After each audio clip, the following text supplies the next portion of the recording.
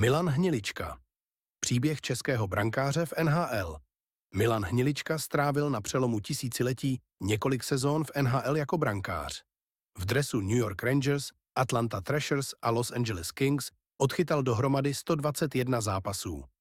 Nejvýraznější část kariéry prožil v Atlantě, ale svou cestu do NHL si musel tvrdě vybojovat a na ledě nejlepší ligy světa zažil řadu zajímavých momentů.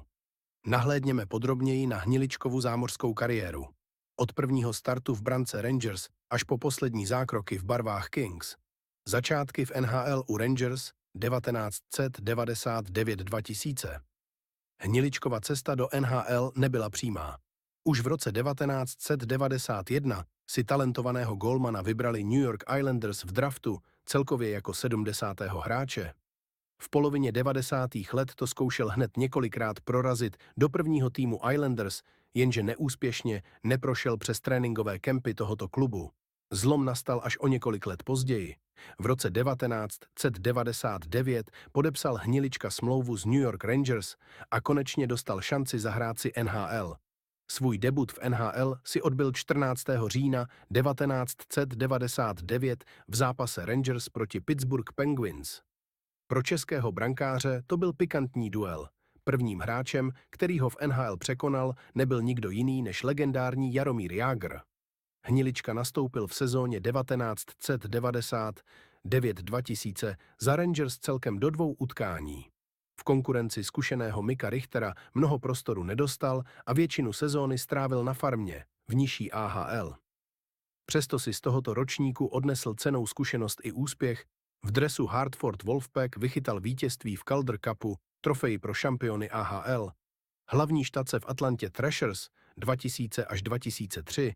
Po roce v organizaci Rangers se Hnilička přesunul jako volný hráč do týmu Atlanta Thrashers, kde dostal výrazně více prostoru. Thrashers byli nováčkem v lize, do NHL vstoupili teprve v sezóně 1990 až 2000 a Hnilička se rychle stal jedním z klíčových mužů v brankovišti tohoto mladého klubu. V ročníku 2001 odchytal za Atlantu 36 zápasů jako střídavá jednička týmu, sdílel čas s Damianem Rhodesem. V průměru inkasoval 3,35 tisícin gólů na zápas a úspěšnost zákroků měl 89,0%. Právě v dresu Thrashers se také dočkal prvního velkého milníku, prvního čistého konta v NHL. Povedlo se mu to 15. listopadu 2000 v zápase proti Nashville Predators, kdy zneškodnil všech 37 střel soupeře a dovedl Atlantu k výhře. Hniličkovy výkony v Atlantě gradovaly následující sezónu. V ročníku 2001 až 2 si připsal kariérní maximum 60 startů v základní části, což svědčí o tom, že se stal hlavním brankářem Thrashers. Ačkoliv Atlanta patřila k nejslabším týmům ligy, Hnilička si vedl solidně, zapsal několik vychytaných výher, celkem 13, a udržel 3 čistá konta. Jeho průměr obdržených gólů klesl na 3,19 a procento úspěšných zákroků vylepšil na 90,8%, což byla velmi slušná statistika vzhledem k výkonům mužstva okolo něj. V sezóně 2002 až 3 už Hnilička nastoupil méně, 21 utkání, protože v Atlantě začali dostávat šanci i jiní gólmani. I tak si připsal další 4 vítězné zápasy a pokračoval v poctivých výkonech v brance Thrashers. Během 3 let v Atlantě odchytal Milan Hnilička dohromady 117 zápasů základní části NHL, 36 plus 60 plus 21, a stal se výraznou postavou v historii tohoto krátce existujícího klubu. Playoff si však v dresu Thrashers nezahrál, ambiciózní tým se v těchto letech do vyřazovacích bojů neprobojoval. Hniličkovo působení u Thrashers nicméně zůstává zapsáno v kronice klubu například 5 čistými konty, které jako brankář Atlanty vychytal.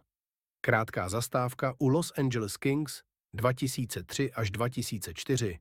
V září 2003 se Hniličkova kapitola v Atlantě uzavřela, Thrashers ho vyměnili do týmu Los Angeles Kings.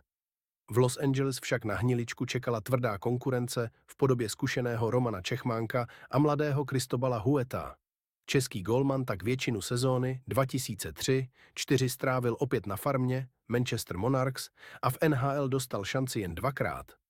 První start v brance Kings si odbyl na konci roku 2003 a nevedl si vůbec špatně. V zápase na ledě Phoenixu kryl 31 střel z 35. Bohužel ofenzíva Los Angeles vyšla na prázdno a Hniličkova premiéra tak skončila porážkou 0-4.